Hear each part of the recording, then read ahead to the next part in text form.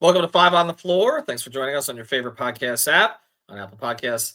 Excuse me, on Apple Podcasts, on Android, Spotify, or the Five Reasons YouTube channel. Also, make sure you subscribe to Off the Floor. That's our Discord server, $2.99 per month.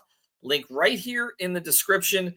If you click on it, you'll bypass the Apple upcharge. Just click all the way through, pay for it once, and then you want to stay with it, or you can cancel at any time. This episode is specially sponsored by Underdog Fantasy. Use code 5FIVE, get up to $1,000 in bonus play immediately. Underdog is the place to play if you're a sports fan looking to win money while watching sports. With over 5 million happy players and 2 billion won, Underdog makes it fun and easy to cash in on all your favorite athletes' performances.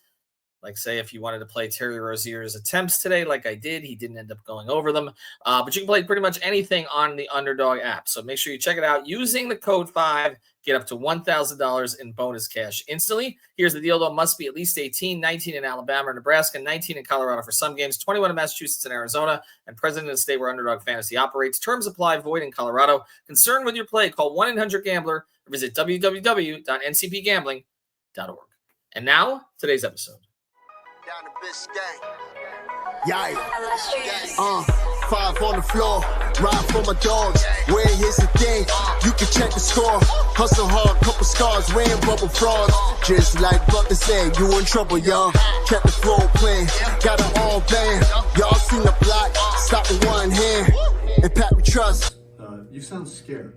It's about have the guts, we're here to bring the heat. Y'all can hang it up. Welcome to Five on the Floor, a daily insider show on the Miami Heat and the NBA, featuring Ethan Skolnick, Greg Sylvander, Alex Toledo, Brady Hawk, and others from the Five Reasons Sports Network. Also, make sure to subscribe to Off the Floor for the most heat anywhere.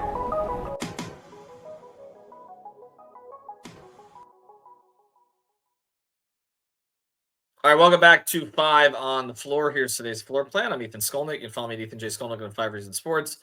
We've got Alex Toledo. You can follow him at Tropical Blanket. The Miami Heat lose to the Atlanta Hawks. First game of back-to-back. They're going to be in Houston tomorrow. This is an afternoon game. They lose 120-110. They dropped to 15-14 on the season, and the Hawks passed them. So the Hawks are now, we're going to get into that, where the Hawks now are in the play-in, or out of the play-in. The Heat are back in a play-in spot. The Hawks are in the 6th seed in the Eastern Conference. I feel like this is going to be like a sponsored segment, so if somebody wants to jump in, they can do that. I'm going to do here a minute of Jimmy. That's what we should do here before we get to today's game. I know Jimmy Butler did not play today. He will not be playing in Houston either. I did report this morning on Five Reasons Twitter and also on Off the Floor that the Heat are expecting him to be back. They're fairly confident he's going to be back for the first. So that's the first game at home. Start the new year. That's against New Orleans. The first game of back-to-back. They play Indiana after that. I know a lot of people have been skeptical about whether Jimmy is sick. I can tell you that the Heat believe that Jimmy has been sick. I'll let others get into the details of it. But essentially, he wants to be in a position where he feels like himself before he returns. That's what I was told. And my understanding is that there is communication between the two sides right now. Things are not war like it's been made out to be in other places. And I'm fairly confident, just after some reporting I've done over the past 24 hours, that we're going to get a pretty good version of Jimmy Butler when he returns. So, again, that's, I would say, an educated opinion based on reporting. And I think that a lot of the noise that you've heard from the outside, I don't think it translates to I don't know, as big an issue on the inside. I would put it that way at this point. The two sides are communicating. Again, the contract is always going to be an issue here until he has one from the Heat. But I can also tell you that as of right now, the Heat don't have any offers for him. And there has been no official trade requests from Jimmy at this stage. So I was told I should not be characterizing this as a holdout or a standoff, because it isn't. Now, again, we'll see how things play out when Jimmy returns, but I feel a little better about the situation after some reporting I've done over the past 24 hours. I don't necessarily feel better about this team, though. They lose 120-110 today, Alex, and we'll get into the player of the game. We'll get into the play of the game. We'll get into our defending the house segment. But it really comes down to this. They were down 108-107 late in the game. And I said, we were on playback, and I said, they should win this game. Like I felt like they had it under control. As soon as I said that, what was it? What did I ask you when you said that? Not to say it again. No, I asked you, why do you feel like they should win this game? Because I didn't. I felt at that moment Tyler looked like he was taking control of the game, and we'll get to player of the game. It's not going to be Tyler because I thought somebody outshined him today on the other side. So I'll just get into his numbers now. He was pretty damn good. 8 of 15 from the floor, 28 points, 7 rebounds, 10 assists. They, from the point of being, 108 to 107, they got outscored 12-3. Tyler took 2 shots. One was kind of a rushed 3, and another one was kind of a blown layup towards the end. But everybody wants Bam to shoot more at the end of games. He did. Didn't make them. And nobody else stepped up today. And I felt this was a winnable game, even without Jimmy. I will say this, Alice. I think this is a game they win with Jimmy because I think they needed someone like Jimmy, in addition to Tyler, to kind of seize control of certain parts of this game, slow it down, get to the line, and kind of that would be a way to control Atlanta's athleticism, which I thought was a problem for them, is to, again, slow the game down. And not having Jimmy, I think, hurt them today. Maybe more so than it has in other games, but this was still winnable. Why did they not win it? We'll start there. Why did they get outscored 12-3 at the end of the game? It's the same problem that had them down early on in the game, and why the game kind of felt like it wasn't, going their way for most of the game, was because their defense, like it's been throughout the season, has just been inconsistent. And I think if I remember correctly, their defensive rating for the season as a team coming into this game was actually like a little bit higher than last season. And even though it's not like last season they were elite either, but it doesn't even feel like that. It feels like their defense has been more inconsistent, more up and down this season, just by, the feel of it. I think sometimes at their highs, when they're forcing a lot of turnovers and getting out in transition and not turning the ball over themselves, then they're doing that great. But the problem this season is it has been that their defense, like you get some decent stretches, and I think you saw that from Haywood mostly. Like I thought Haywood did a pretty good job on Trey. He had a bad shooting game. We know what the Heat's game plan on Trey has always been is, even though he's an awesome passer, you don't want him to get downhill and pick and roll, because he is going to absolutely destroy you if you let him, get in any sort of 2-on-1 with a roller situation, whether it's with the floater or with the lob pass. He has that down to an art like nobody else in the league. And you didn't get to see that at all today, because the Heat did not let him get downhill whatsoever. Had him seeing multiple guys before and after the screen, right? Like it was like taking his over on assist was probably a great play. Promo code 5. And all that to say, I think like they did a great job on him overall when Haywood was in the game. But when he was out of the game, I did not really feel that from you. You felt the loss of Drew Smith tonight, which is not something I thought I would be saying before the season started. But, in a game where they didn't play Larson much, and if I remember correctly, he only came in that first half because Haywood came out. Like you were missing the perimeter defense, especially in those minutes where they were playing zone. Like the zone was very iffy, especially against Trey and Jalen Johnson. Like they were just slicing and dicing the zone. So I just felt like they had some stretches of solid defense, mostly when Haywood and Bam were on the floor, guarding, their main guys. But outside of that, the inconsistent defense, like that's not a way to beat the Hawks. They're a high-powered offense, always have been, and have gotten back to that elite level. Like shout out to DeJounte Murray. He's a good player, but the guys that they got in return and the way that their style of basketball they've been playing fits what they have in Trae Young. Like it fits what he does a lot more. And they have guys who can defend. They have athletic guys, who move the ball and don't try to dribble too much. Like they let Trae do his thing. And even though he had a bad scoring night, like the other guys got going. And I'm sure we're going to talk about the punter and Jalen Johnson and Garrison Matthews, who always kills the Heat. Yeah. Right. I just think the Heat had a lot of breakdowns, and those, they can't be. This team is not one that can afford to be in a back and forth game with the Atlanta Hawks. You don't have that type of offensive talent, even in a game where you're playing almost all of your offensive talent outside of Jimmy Butler, right? Like you had Burks out there, you had Terry out there with Tyler and Duncan, like Nico playing, right? Like these are all guys who lean offense. You had most of your guys outside of Jimmy, who is still, even with Tyler there, like you could make a case Jimmy is still their most effective offensive player when he's at his best, getting to the free throw line. I just think you can't afford to go back and forth with them. And that's kind of what happened tonight, is that they were kind of trying to come back the whole time, and they couldn't stretch enough stops together to take control. And Atlanta didn't even have Dyson Daniels today, who's been a really good acquisition for them. Let's get to the player of the game, because I have sort of a theoretical question to ask you related to it. And now it's time for the A-Aggressive Insurance Player of the Night, sponsored by our friend Lynette. You can find her at insurancebylynette.com. That's with 2 N's and 2 T's, insurancebylynette.com. If you need car insurance, renter's insurance, homeowner's insurance, or any other type of insurance, she's the person to go to. Based in Lauderhill, she services the entire Tri-County area here in South Florida, and she will make sure to get you the best deal. She'll probably talk to you about the heat while you're at it. Reach out to her, insurancebylynette.com. And now, the player of the game. Atlanta also didn't have Bogdanovich, who is dealing with leg injury, who has also hurt the Heat in the past. Player of the game tonight, though, got to go to Jalen Johnson, who is an emerging star in the Eastern Conference. 13 of 20 from the floor, 2 of 3 from 3, 28 points, 13 rebounds, 5 assists, which allowed them to overcome Trey shooting 3 for 13. Let me ask you this question, because we got into a little bit of a debate on Playback about this. Okay, well, there's 2 things that are kind of on my mind after this game. One is, should the Heat be concerned about some of these young teams in the East kind of growing up? Because we talked earlier in the year. Look, obviously Boston at a level above, right?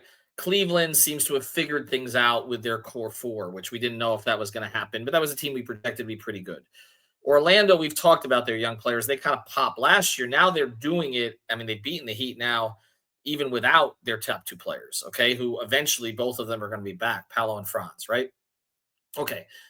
There was some talk about Indiana last year, but I felt they were going to slip back a little bit this year. They have. Obviously, Milwaukee has more established talent. But now we're starting to see like an Atlanta team that's been kind of stuck in the mud for years, like assumed to be a play-in team. Like they have a better fit. They have a play style, like you said. They've got some athleticism. They got Jalen Johnson, coming up. And Detroit even. Like Detroit's beaten Miami twice. I know there were strange circumstances in both games, but they've got a guy who could be an all-star in Cade Cunningham. Bickerstaff's done a good job there. Like I'm a little concerned now that Miami, we talk about, okay, can they chase down the Bostons? Before it was Philadelphia, but the Bostons, the Knicks, Cleveland. But now it's like there's these other teams where, Miami could be a play-in team even if they make some strides internally this season, because some of these other teams in the East just seem to be getting better. And I'm mentioning Atlanta and Detroit in particular as teams that I think could take off in the second half of this year. Yeah, I feel that, and I think it's a very valid concern. Like you mentioned, they just passed you tonight with that win. They won 3 in a row now, and are above 500, which is something that they've struggled to do, right? Specifically the Hawks, like over these past few years since that conference finals run, they've mostly been a 500 team. And I think they're playing some pretty good basketball right now. I don't think they're a contender or anything like that, but you're 100% right. That's a team that you have to worry about as far as your race to stay out of the play-in. And that's not one that you're necessarily worried about before the season. Like I had them as like a play-in guarantee, but mostly as like maybe an 8th or a 9th seed, right? Not as one to be out of there. Now, of course, things can change, but you've got them, right? Then you mentioned Detroit. They're frisky. Like they've got young talent. They're an annoying team to play because of their young talent. And, they have guys who are really streaky shooters and can go off, from one night to the next, like Hardaway and Malik Beasley and, even Fontecchio, who's killed the Heat. Like the Pistons have got something there. And since the East is just not that deep, like they can actually make the play-in. Other than that, like Indiana, I know that like they've lost 2 in a row right now, but recently they had been playing some better ball too. And they're one who probably I can see, playing better than they did to start the season, in the sense of like, I think that they're probably, even if you don't think of them, highly of them, they're probably an above 500 team if you think about it, right? Like I think they've got a little bit more to go.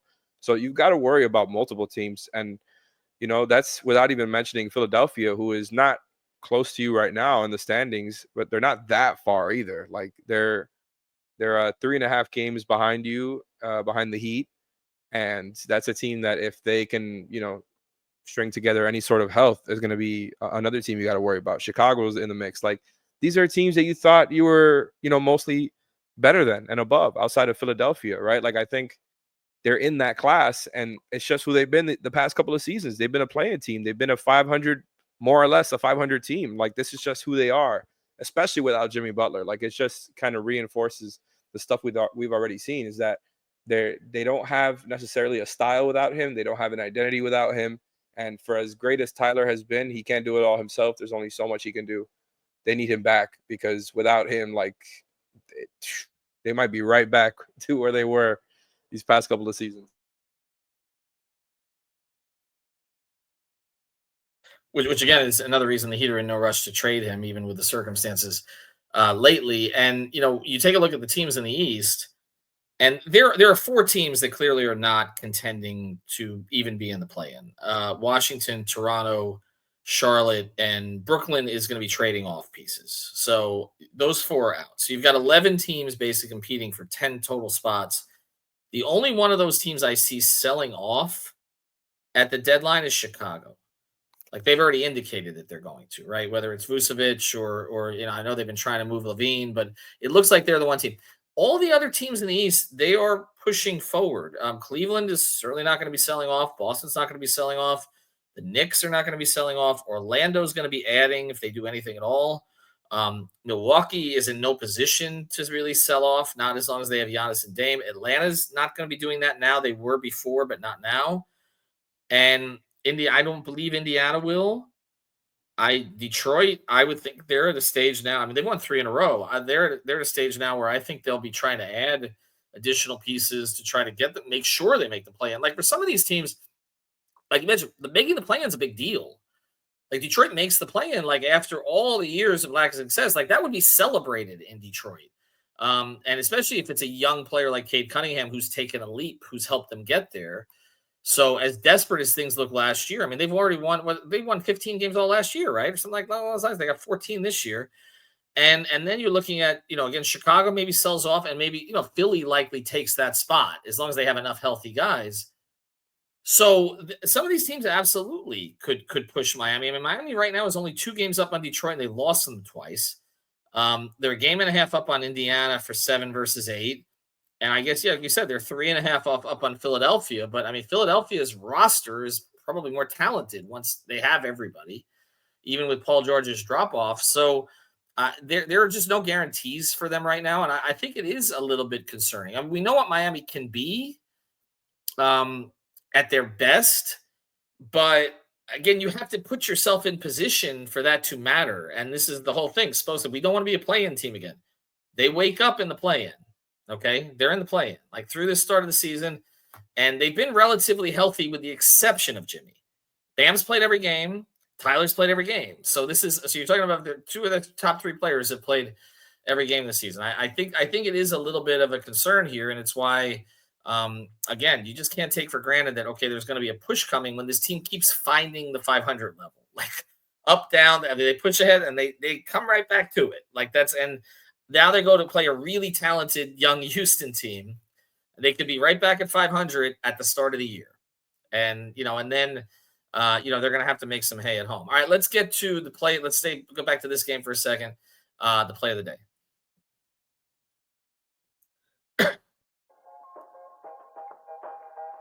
And now it's time for the X-Ray of the Play of the Day, brought to us by our friends over at Mobile C-Arm and Staffing Services. Nelson and his team will bring the X-ray equipment and the staffing to you. If you work in a hospital or a medical office, get a consultation today at c-armandstaffing.com or give them a call at 561-891-9620. Their fleet of trucks at your service. Again, it's Mobile C-Arm and Staffing Services, 561-891-9620. And now, the X-Ray of the Play of the Day. I'm going to let you do this because, honestly, everything at the end of the game kind of ran together because it was just all missing shots short. Like, I felt like everybody on the team. There was one really good sequence earlier from Bam where we talked a lot on playback about him kind of standing out by the free throw line and being the hub of the offense, but like none of it's directed for him. And then there was one time where he just turned and went. He just turned and went. He got the slam. I mean, if they'd won this game, I probably would have pointed back to that, but they didn't. Highsmith was 6 of 8 today, by the way, 2 of 3 for 3. He had a good game as a role player. But other than that, Hawkes struggled again after having a better game. 0 of 5 from 3 for Jaime. 0 of 5 from 3. Like, that's a huge problem. Okay, 4 of 12 overall. And Terry was not good today. Like, we talked about Terry and Jaime being better lately. They were not better today. What would be the play of the day? Honestly, I can't come up with one from the Heat side right now.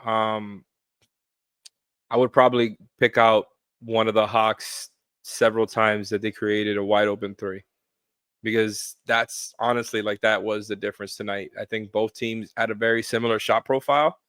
The difference was that the Hawks converted at the rim much better, and the Heat are supposed to be this strong defensive team that keeps you away from the rim and keeps you from scoring there at a high rate. That's not what they did tonight. I thought their perimeter defense was pretty weak, and maybe I should have saved this for defending the house now that I'm thinking about it. But you know what? I'm here already, so I'm going to keep on with it. I think their defense was, again, like, I keep going back to it. It's just when they're going back and forth like that, they're not going to win, especially without Jimmy. Like you mentioned it earlier when you were talking about him, like, he's the stabilizing presence who can slow down a game, really pick his spots, and just kind of, dissect another team's defense. And, for everything Tyler does, like, he needs somebody else out there who can make plays out there. And Bam is not doing that. Like, I mean, Bam is, he's a facilitator. He's a hub, like we mentioned, back, but he's out there to score the ball.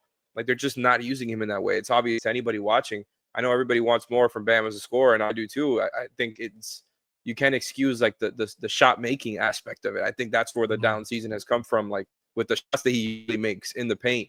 That's where I think the down season has come from. But as far as, like, attempts and him, like, not looking like himself in that role, I think it has more to do with how they're using him. He's not one of their big scorers, even without Jimmy. It feels like he should be, especially without Jimmy. Like, you got to kind of dip into that playbook a little bit. And then you mentioned, like, I know that I'm not picking out a play of the day here, by the way. I'm just talking about my thoughts about this game and kind of responding to what you mentioned. Well, I'm going to say, you know what? Do this. Do this before you continue. Play the defending the house liner here. And then you can just do 2 and 1. There you go. All right. And now it's time for our Defending the House segment, sponsored by our friends over at The Real Estate Shop. You can find them at realestateshopfl.com. That's with 2 P's and an E, realestateshopfl.com, or at the Fort Lauderdale Realtor on Instagram. This is Javier Iglesias and Amanda Martin. They help buyers and sellers in real estate. They're nimble and protective of their clients. They service the entire Tri-County area. That's Miami-Dade, Broward, and Palm Beach counties with a proven on-market strategy. The Real Estate Shop sellers earn the most money in the shortest time frame because Amanda and Javier have a deep understanding of the local market. So check them out. Again, it's at the Fort Lauderdale Realtor on Instagram, realestateshopfl.com, or give them a call at 954-268-9812. And now, who defended the house? All right, continue. Because the answer was really nobody again, right? Like, I'm watching Bam, okay, and there was that one sequence at the end of the game where he looked frustrated. It was a switch, I think, where he got pulled out again, and it doesn't. This is going to be a problem. The Drew Smith thing is a problem. We talked for the first 25 games. Like, okay, how are they going to defend at the point of attack? And then they found someone to do it who was passable offensively, wasn't hurting you on the offensive end, and now he doesn't have that option. And so now he's basically, it's like, okay, do you give Larson more reps, or do you keep? He played Burks 19 minutes today. He played Hawkes 21. Played Terry 20. Some of those were regrettable. He stayed with Duncan for 38. There's no defensive answer in there, right? Like, so, and the thing about playing Ware, like, okay, he played him 10 minutes today, again, not with Bam, but like, you can see the stuff Ware needs to work on, and I'm fine with him playing now, but like, being tall does not make you a good rebounder, right? It No, doesn't yeah. make you a good rebounder. You have to have the instincts and the strength for it. And he gets some by accident, but he's also got beaten to a lot of rebounds already. And I keep saying this, their best rebounding season in the Jimmy Butler era was 6'5" PJ Tucker at the 4. And because he boxed out and he allowed others to get rebounds. It's not just about putting tall guys out there. So how do they solve these two problems? Defensive rebounding and point of attack defense, since we're on the defending the house segment.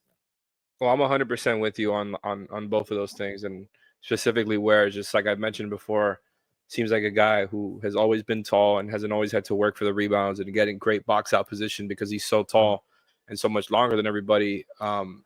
Like, I just think it's one of those things where he has to get into the habit of, like when the shot goes up, box out, like go get position. You know what I mean? He also, it's a strength aspect of it that he has to work on as well. But what he's doing out there on the court right now, he can improve that. And I think he can also improve the contact on the screens, right? Like, these are things that maybe he didn't have to focus on as much because he was such, a physical presence in the other levels. But now on the NBA level, when there's so many other talented guys and athletic players, like, it's just he's got to work. He's got to put in the work there. I still like what I've seen from him in general. I still want him to keep playing, and this is how he works through these things. But yeah, like, you want to eventually start seeing some of these things take shape. As far as, but he's not, obviously not the reason for their defensive issues. That's just kind of separate, right? I think they played a lot of zone. I don't like playing zone against Trey and Jalen. That they were getting diced up. I mentioned it before, against elite playmakers like a Trey or a Jokic. Just in general, guys who can, Luka, guys who can play make at that level, who are just, genius processors for the most part.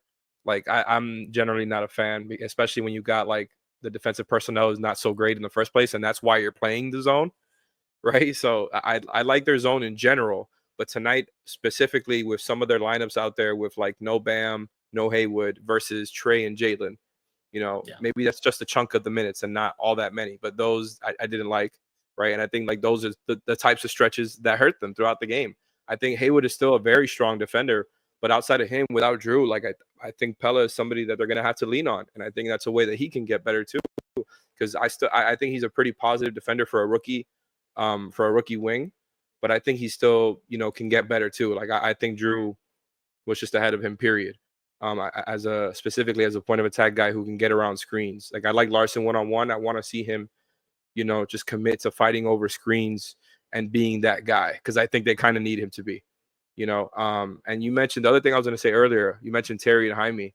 It's just been a continued theme throughout the season, and it's like you were expecting these guys before the season to be two of your top 5 players, more or less, right? And Terry and Jaime, and now you look at both of them, and they've been like, impact-wise, they've been bottom-level players for you. Like, when you're comparing to the other guys who have had rotation minutes, outside of like maybe Jay Rich and what Thomas Bryant gave you, like those are the guys that they've been better than. You know what I mean? Like, they have not played anywhere near top 5 level, either of them, Terry or Jaime, for this team. So it's like now you got these games where Jimmy's gone. So you got Tyler trying to make up for it. Bam, who's not being used as a scorer. Shout out Duncan. He had a pretty good game today. Where like everything is about these perimeter oriented actions. And when the 3 is not falling, it's just not good enough. That's why I wasn't that big of a fan of like their offensive rating looking good. Because it's like, when the 3s aren't falling, and I know you can say that about a lot of teams, that the offensive rating is going to go down when your 3s aren't falling, obviously. But I just think that the Heat's offensive rating was kind of, for better or for worse, I don't know if there's a better way to say it than this, but lipstick on a pig. Yeah. Where it's like, I don't believe it. Like, we've all seen it, right? The difference this season was supposed to be the shot creating talent that you had, the extra shot creating talent that you had from Terry and Jaime, right? To a lesser extent with Nico. And the Terry and Jaime aspects of it have just been incredibly, extremely underwhelming for what you expect.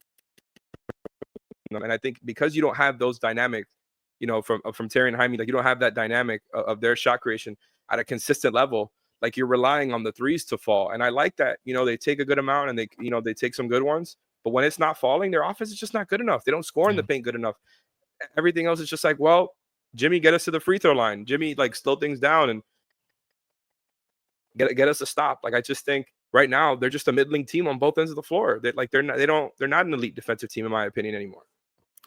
Rozier and Hawkins have been net negatives. That's been the big problem. And you're right. They were supposed to be 2 of their 5 best players this year. And it's like when they have a good game, either of them, we're celebrating it. That's not what was supposed to be happening this year.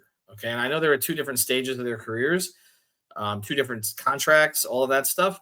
But when we were projecting growth for this team, it was you've got a healthy Terry Rozier from the start of the season, and you've got Jaime Jaquez coming off an all-rookie season, entering his second year with more confidence and all that.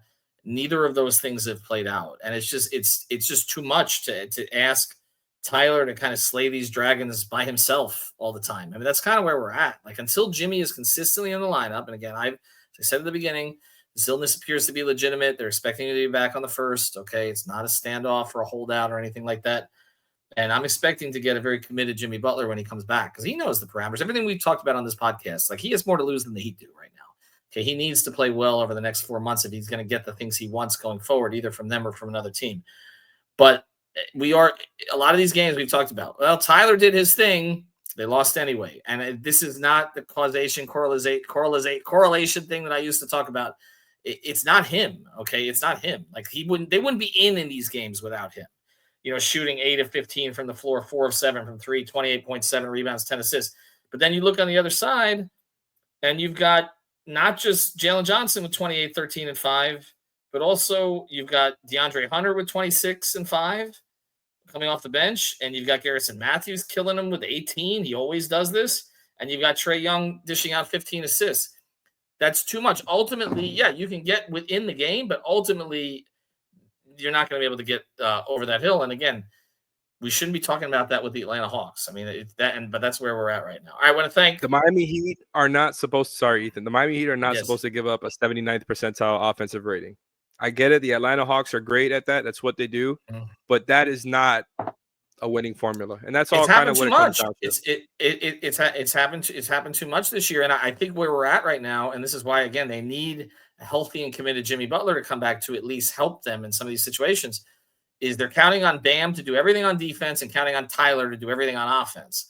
That's really where we're at. Okay. And when people say, well, the 2 of them can't carry a team, it's because no, Bam can't carry them offensively and Tyler can't carry them defensively. We know that. I mean, Burks being better than Jaime and Terry this season was not where it's not good. It's not good. And it's also not good when Drew Smith was better than both of them too. Like, it's a credit to Burks staying ready. It's a credit to Drew Smith being better than anybody expected.